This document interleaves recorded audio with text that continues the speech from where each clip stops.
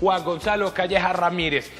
Padre, bienvenido. ¿Cómo va todo? Bien, ¿Qué ha pasado? Bienvenido, padre. bueno, bien, Padre, siga. gracias. Bienvenido a las mañanas con uno. ¿Cómo va todo? Bueno, bien, como decía un amigo mío, mejor me perjudica. Mejor. Ah, sí. Mejor imposible. Exacto. ¿Eh? Bueno, pues cuéntenme a ver qué son las dudas que ustedes tienen. Bueno, allí. padre, Se lo vamos empezando poniendo. por el día. ¿Se escogió este domingo por algo en particular? Bueno, la verdad es que recordemos que Juan Pablo II fue un gran devoto, un gran seguidor, un gran patrocinador de la misericordia. Sí. Y este domingo que acabamos de pasar, pues era el Domingo de la Misericordia, Ah. dedicada especialmente a esta faceta de nuestro Señor Jesucristo. Sí. Y por eso creo que verdaderamente fue un momento y un día muy bien escogido para poder, porque a ver, todo santo en realidad es una obra de la misericordia de Dios. Sí. O sea, ¿por qué? Porque es que Jesucristo vino a buscar a pecadores, no a fabricar santos, sino a buscar pecadores. Lo que pasa es que el pecador que verdaderamente se convierte, que es en la metanoia, el cambio de mentalidad, inmediatamente empieza a buscar la perfección cristiana para poder, digamos, para poderle dar a Dios lo que Él siempre ha esperado de todas sus criaturas. Sí. Que seamos mejores, que seamos buenos, que seamos entregados a Él. Que seamos generosos. Y que seamos virtuosos, Sí. que es lo que tú decías, es que no se trata de hacer milagro, no, el milagro lo hace Dios. A través Lo de que hace la persona para llegar a la santidad es trabajar en la virtud sí la trabajamos nosotros. Sí. Por ejemplo, para ser pacientes, tú tienes que soportar las pruebas, el dolor, el sufrimiento, porque muchos piensan que paciencia es aguantarme al otro que me cae mal y que me está apoyando. No, eso se llama mansedumbre. ¿Se llama cómo? Mansedumbre. Mansedumbre. Claro, mansedumbre es mantenerme ecuánime a pesar de que el otro me está agrediendo. O sea, si me buscan pelea, yo mantenerme siempre en un nivel de ecuanimidad, de tranquilidad, de paz. Hasta allá no se puede llegar. También uno tiene que hacerse Y entonces, sí, pero digamos que Jesucristo nos enseña a aprender de mí que soy manso y humilde de corazón. Son las dos. O sea, una las cosa es ser virtudes. manso, otra cosa es ser menso. Sí. Claro, ¿verdad? claro. Jesucristo tampoco fue menso, porque mire que sacó a los vendedores del templo, cuando le preguntaban y cuando lo intentaban inculpar, él se salía y les hacía también sus vueltas a los que intentaban, inculparlos sin él tener esa culpabilidad.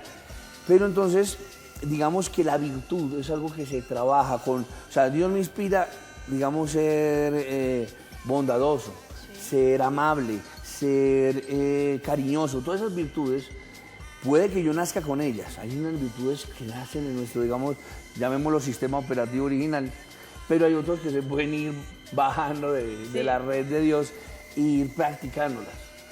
A ver, así hablando como a grandes pasos, en una canonización, Sí. lo primero que se hace es estudiar las virtudes del santo. Empecemos por ahí. ¿Quién fue Juan XXIII? Sí. Exacto, entonces Juan XXIII fue un papa que verdaderamente se conoció como un papa bondadoso, un papa bueno, un papa verdaderamente más papa que papa. Más papá Y él que también era papá, muy ok. humilde. Él Y viene muy de humilde, él viene de un estrato social. de un estrato social, pues más bien como campesino, como entonces pueblerino. Y entonces él siempre se entregó a la gente sin ninguna parafernalia, Sin lujos. sin lujos. O sea, digamos que el ser papa nunca lo afectó, nunca lo hizo. Nunca le ser- subió la cabeza, pues. O sea, Exacto, ok. que eso es difícil. Sí. Juan Pablo II fue una persona distinta de él, porque aunque tenía un poquito más de cultura, Sí. y un hombre muy inteligente, muy estudiado, pero también sufrió todo lo de la guerra, todo lo de lo que sufrió Polonia. Sí. Un hombre marcado por tanta maldad en la... Pero miren que también la maldad de una guerra tiene dos efectos en la humanidad.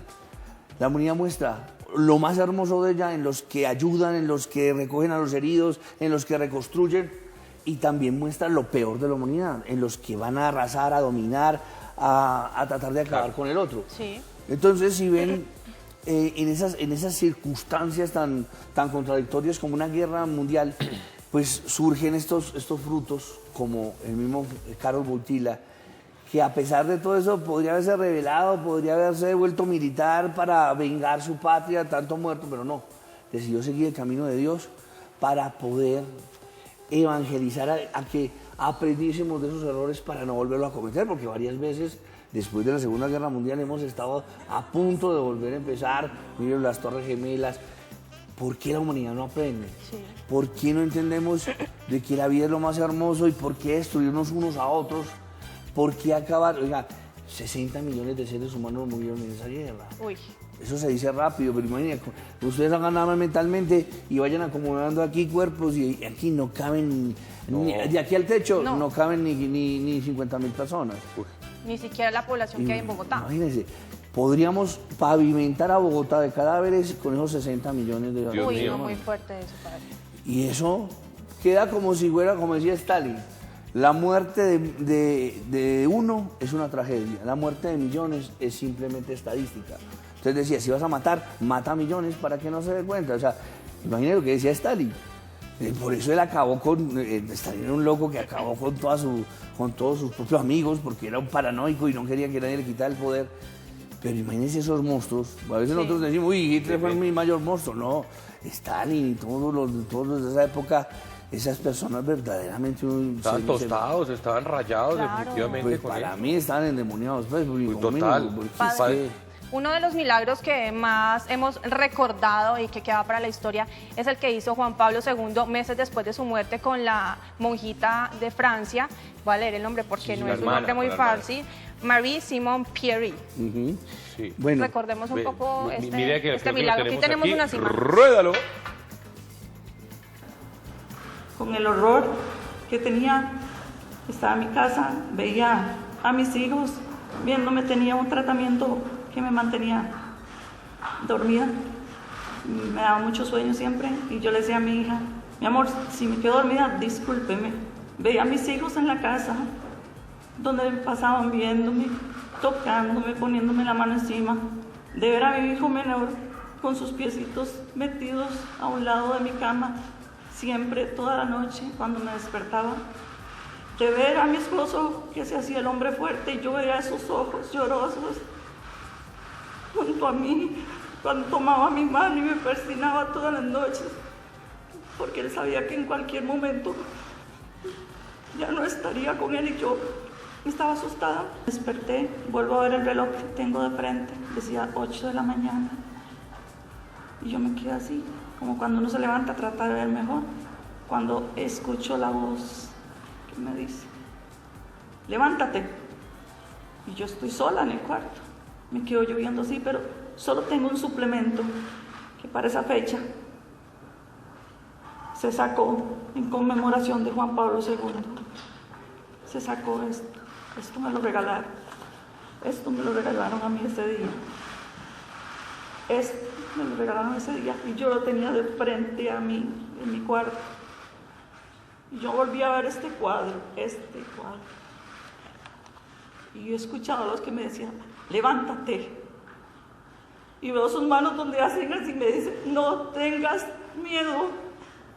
Y yo me paré de mi cama y le dije, sí, Señor. Me paré y me dice mi esposo, amor, ¿qué estás haciendo aquí? Digo, me siento bien. Y yo no le quería decir nada porque decía yo, Dios mío, si yo le digo Ese es el milagro de Costa Rica. si Sí, no el estoy mal. segundo Sí, milagro de Juan Pablo II. exacto, es que para una canonización, o sea, para la beatificación se requiere un primer milagro y para la canonización un segundo. Lo que pasa es que no hemos visto como un poquito el proceso.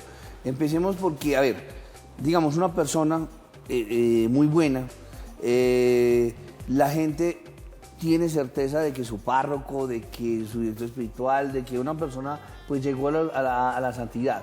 ¿Cuál es el proceso? Lo primero es como recaudar la información necesaria de lo que las obras que hizo, de lo que escribió, se presentan en la diócesis donde la persona vivió y murió.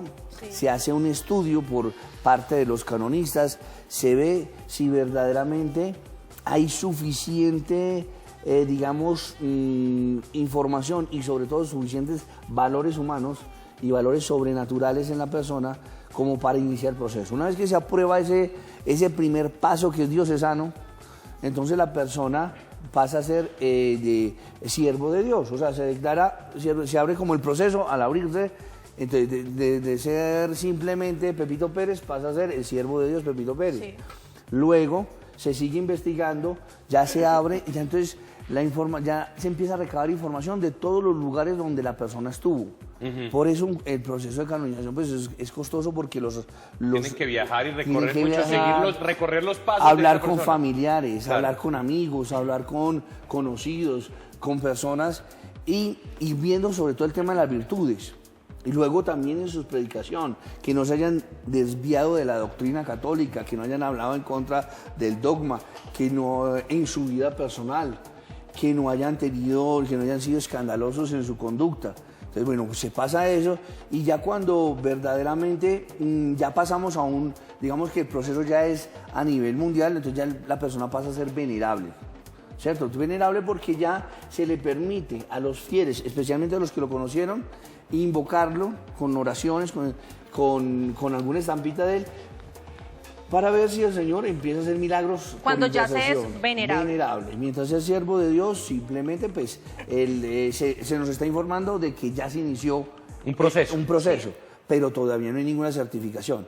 Venerable ya puede utilizarse como intercesor ante Dios, ante Jesucristo, para pedirle favores, ya como estas mujeres que vamos a ver y escuchar, pues ya de salud. Normalmente en un proceso de canonización no se aceptan los milagros morales, como la conversión de un pecador, porque digamos que se requiere algo que más bien sea... Más tangible. más tangible y más, digamos, por la ciencia más certificable. Verificable. Más verificable, Claro, más por el caso de un comprobable. cáncer, no sé, pues Un aneurisma, una que, parálisis. que ya ahí está diciendo, esta mujer no puede pasar de tanto de vida. Y gracias a la intervención del santo, Dios le regala la salud y esa persona morirá de cualquier otra cosa menos de aneurisma. En las mañanas con uno. Regresamos aquí en las mañanas con el padre Juan Gonzalo Callejas, que nos acompaña en el día de hoy explicándonos un poco más sobre la canonización. Sí, Entonces, señor. Nos habíamos quedado en el tema, entonces vimos siervo de Dios, venerable. Sí. Ya cuando pasa todo el proceso en donde investigan los escritos, sus actitudes, cómo se desarrolló, pues si fue laico consagrado, pues en su vida familiar, porque no se trata solamente de ser luz en la calle y tiniebla en la casa, no, hay que ser Coherente. siervo de Dios las 24 horas del día. O sea, ¿no? Entonces, ver que verdaderamente su vida cristiana y católica también lo vivió así en los negocios, porque a veces... sí, somos muy católicos en la misa, pero luego en los negocios no nos importa hacer torcidos, no. Todo se analiza en la persona. Cuando ya se ve que se tiene, digamos, todas las virtudes, o sea, ya las virtudes en grado heroico, entonces el Papa... En grado heroico, En ok. grado heroico, ahorita les voy a explicar. Entonces el Papa hace un decreto de la heroicidad de las virtudes de la persona y pasa a ser beato. ¿Cuánto tarda todo esto? ¿Cuánto tiempo? Beato. No, mire, lo que más tarda es un proceso de 5 años antes de empezar cualquier proceso. O sea, desde la muerte de la persona hasta antes de 5 años no se puede comenzar nada. Sí. Porque es una regla. Obviamente ha habido papas como Juan Pablo II, en el caso de Benedicto, que fue el que dio la orden. No, sobre todo en el caso de la Madre Teresa de Calcuta, Sí. que se adelantó un tiempo, o sea, permitió arrancar el proceso antes de los 5 años. Y con Juan Pablo II creo que también, si no me Con equivoco, Juan Pablo Benedicto II lo que decidió. se adelantó fue los tiempos necesarios para la beatificación. Ah, O sea, porque hay un tiempo para empezar el proceso, un tiempo para llegar a beato, un tiempo para llegar a santo. sí. Entonces el proceso casi pueden ser 15 años. Ok. Padre, ¿qué significó el día de ayer que canonizaran a 2 papas por 2 papas? Pues la verdad es que es como algo muy bonito, porque estar presente tanto Benedicto XVI como el Papa Francisco, que en realidad esa consagración es como la consagración sacerdotal, eso no se borra, eso no se quita. En realidad los dos Fue algo muy siguen importante, teniendo que esa fueran 2 autoridad. papas canonizando a otros 2 Un papas. evento los papas. histórico. Sí, exacto. Y yo creo que, o sea, debemos verlo más que todo como un mensaje de Dios de que hay que volver a confiar en la iglesia. O sea, yo no sé, a veces la gente se queda mucho en los escándalos que ha habido, que si curas pederastas, que esto y lo más allá, estafadores. Ey, es como en todo, como en la política, como en los médicos, como en todo. Hay gente que tiene vocación y tú sabes que ese médico se está dando por la gente y Sí. como en los casos de estos médicos que se han ido a morir del ébola a África para atender esa enfermedad y poder descubrir una cura y mueren en el acto. Y hay otros que si hay una epidemia de gripa se quedan en la casa y que se frieguen porque yo no me voy a arriesgar mi salud. Entonces pasa lo mismo en todas, digamos, en todas las profesiones del planeta Tierra. Sí. Hay seres humanos que se la juegan, que son los santos y que mueren por Cristo. Y hay otros que se toman el sacerdocio pues como un empleo más. Y esos son los que normalmente dan el Terminas escándalo. embarrándola. Entonces yo lo que siempre cuando la gente me dice, ay no, pero es que qué escándalo que a veces los sacerdotes, obispos, no. Porque si yo veo, el primer papa se le hundió en el agua a Jesucristo por falta de fe. Cuando le dijo, camine, y él caminó. Pero claro, la fe de Pedro duraba pablitas pequeñas, pero cuando la obra empezó a ser grandes, se empezó a hundir y dijo, Señor, sálvame. Al primer papa, lo nombra papa, a los 5 minutos le está teniendo que decir, apártate de mí, Satanás, porque piensas como hombre y no como Dios. Porque Pedro empezó a decirle, no te va a pasar nada, Jesús, no va a haber pasión. Y él le dijo, apártate de mí, Satanás. Y el primer papa, que la función del papa es defender la fe en Jesucristo, juró por Dios delante de una muchacha de servicio que no conocía a Jesucristo. Juró por Dios. Uy. O sea, un pecado más grave el de Pedro que el de Judas. Porque Pedro lo negó gratis, Judas por lo menos sacó 30 monedas. Claro. Entonces, entonces, sí vemos qué es lo que nos está mostrando Dios con esos pecados de sus primeros siervos. Del mismo Judas que lo traicionó, de todos los demás que salieron corriendo como ratas huidizas. Está diciendo, yo vine a buscar pecadores, Sí. porque digo, yo vine a buscar pecadores, hizo una iglesia para pecadores fundada sobre pecadores. Ajá. Entonces, ¿qué pasa? El que se escandaliza de que es que un curita, mejor dicho, no te enteraste de lo que vino a hacer Sí. Jesucristo, no te enteraste. Entonces, mire qué hermoso. Sí, la iglesia obviamente patrocina y muestra la santidad como los frutos más hermosos Sí. de la iglesia. Pero eso no quiere decir que discrimine o, digamos, repudie al pecador. No, porque es que la función de la iglesia es precisamente llamar al pecador para que ese pecador se convierta, o sea, cambie de mentalidad, cambie de orientación y camine hacia la santidad. Claro. Por eso, miren, ¿a quién se le ocurre, si no a Jesucristo, combinar este nombre, prostituta, o esta fusión, prostituta y santa, en María Magdalena? Y uno dice, eso solo le ocurre a Dios, Sí. a la misericordia de Dios. Y entonces uno dice, ¿quiénes somos nosotros para juzgar a los demás? Claro, no han tenemos caído. derecho. Padre, ¿qué Padre. significa para nosotros los creyentes y los no creyentes que hayan santificado ayer, 27 de abril, a Juan Pablo II, el padre de los jóvenes o el papa de los jóvenes, Sí. el papa familiar, y a Juan 23, el papa bondadoso? Bueno, significa que Dios sigue estando ahí, velando por su iglesia, porque hayan esas figuras paternales. Es que uno dice, pero ¿cuál es la función del Papa? ¿Solamente estar allá en Roma como si fuera una pieza de museo? No. Y mire qué hermoso es. El Papa es la cabeza, es decirnos por dónde tenemos que caminar. Han sido muy criticados porque dicen es que son muy testarudos, no se voltean, que mire que es que no aceptan nuevas doctrinas. No, porque es que la misma escritura dice, no os dejéis complicar por doctrinas que salen nuevas, complicadas y extrañas. No, la doctrina es sencilla y hay que defender esa doctrina hasta el fin del mundo. Jesucristo no dijo, hey, esperen que luego más adelante les mando a otros locos que les acabe. No, él dijo, tengo muchas cosas que decir, pero el Espíritu Santo se los irá diciendo. ¿Cómo? A través de los concilios, a través de los papas, a través de los que ellos saben interpretar la Sagrada Escritura. Y entonces, ¿uno no puede interpretarla? Sí, pero ¿qué pasa si cada quien empieza a interpretar la Escritura a su manera? A su Sí. acomodo. La Escritura es un arma de doble filo, como yo digo imagínese que usted está bien depresivo y dice, ay Señor, por favor, mira, tengo un problema con mi hermano, voy a abrir la Sagrada Escritura, háblame por favor, ¿qué tengo que hacer con mi hermano? Y usted abre y dice, y Caín mató a Abel. Ay, Dios mío, no. ¿Qué me estás diciendo, señor? ¿Qué mensaje es este, señor? No, eso.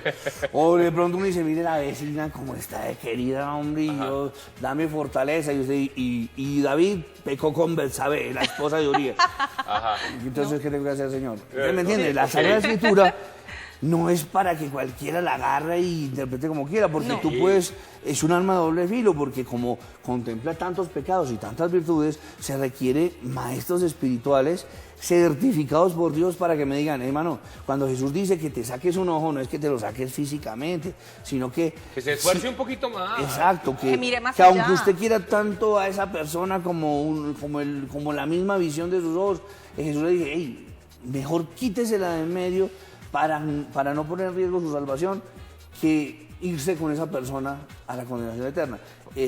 No está hablando de sáquese un ojo una alerta. mano, Cortes un físicamente, brazo, sí, ¿ve? sí, sí. Entonces, como ve, y todo eso ha pasado en la vida. ¿Por Claro. qué? Porque hay gente que sin experiencia y sin criterio se pone a interpretar la Biblia como quiere. Entonces, Padre, de verdad, muchísimas gracias por explicarnos todo esto, lo que significa pues la canonización de Juan 23 y de Juan Pablo II, y por sacarnos de todas estas duditas y explicarnos un poquito más, que ojo, no se ponga a jugar con las Sagradas Escrituras porque no la interpreta bien exacto. y termina para eso está el embalado. Papa. El Papa Entonces, está para sí. eso, para decirte hasta dónde debes interpretar una pasaje de la Sagrada Escritura.